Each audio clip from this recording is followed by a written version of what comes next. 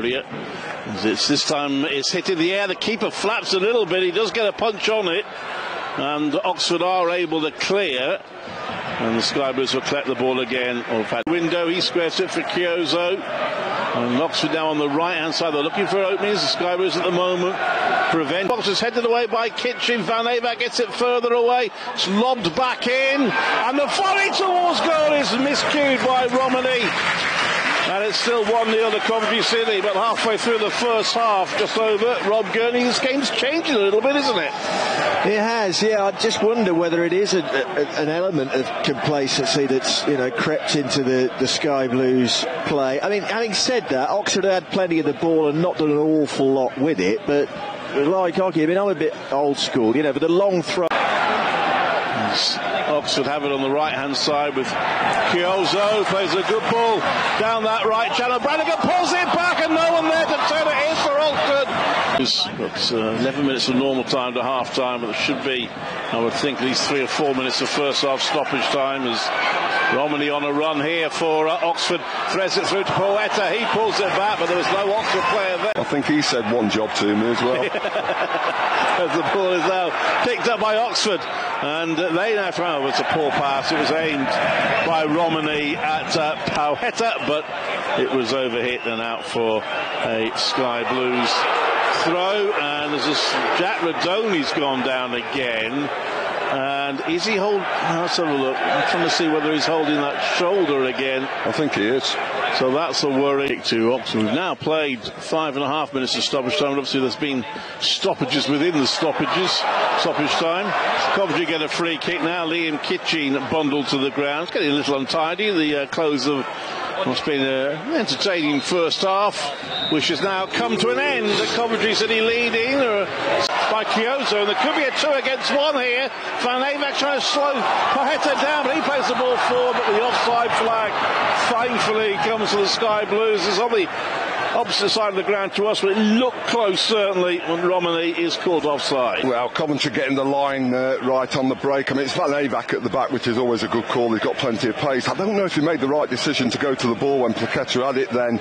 Grimes was recovering behind him, and what Grimes did well was to just hold his line, ensure that, I think it was Goodrum or Harris, one of the two passes at the back, went back to Dovin. They spread out. I'll break off again. Well, Kitchen had his shirt pulled there, but doesn't get the free kick. And Poeta for Oxford must score, but no offside. It isn't.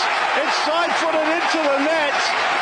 And Harris was standing right inside the 6-yard box with only one defender between him and the goal line, but presumably he wasn't deemed to be active, and the goal stands.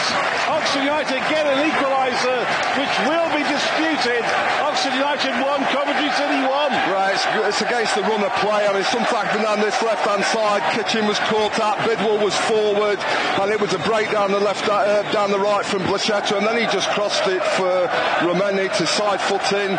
And Coventry, very, very, very comfortable in this game. All of a sudden have conceded an equaliser. Well, Frank Lampard is still not be enough to get Coventry to the top 6 as things stand, and Oxford are coming forward again. Well, that's a bit of a risk there for Bobby Thomas. He stopped and threw both his arms in the air to ask for a handball. The assistant referee did agree he had seen it. If he'd not seen it, then Thomas would have been a spot of bother. It is a yellow card to Romany for it. I think it's the official on this side that saw that, isn't it? So they've absolutely got that right, but alarming just how easily Romany got in down the side then. As I say, there's still some work to be done defensively from Coventry's point of view. Too many gaps in between and through when Bidwell doesn't find him, danger of a break. Oh, it's a good ball through, and Poeta is through on goal. Dovan to beat, and Dovan saves. Driving to his right, he gets a hug from Liam Kitchen. The Sky Blues caught square, and they needed their last line of defence to save them, and Dovan did it. Well, Grimes owes Dovan a drink, whatever they do this day and age, because he was the one who gave it away, probably the first time he's given it away in the game in his own half, and then all of a sudden it's about the break, and said before about runners getting in behind. It's a really good save, by the way, to his right hand side. But it is Oxford's first corner of the game.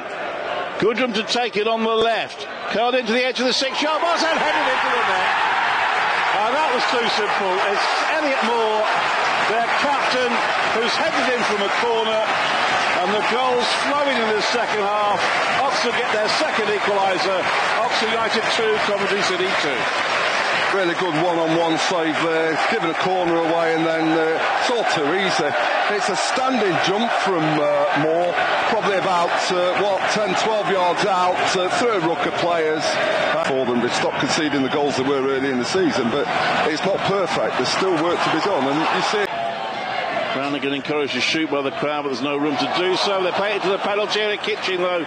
The substitute Mills, who plays the ball out to the right for Romeny to chase, but he won't get there. And it's a throw-in. The sack tried to pull out of it, intercepted, and then Oxford are on the break. The problem is they've got no players to break with. Romeny was the only. They make a couple as well, but Oxford are bringing on Siriki Dembele and on for the Sky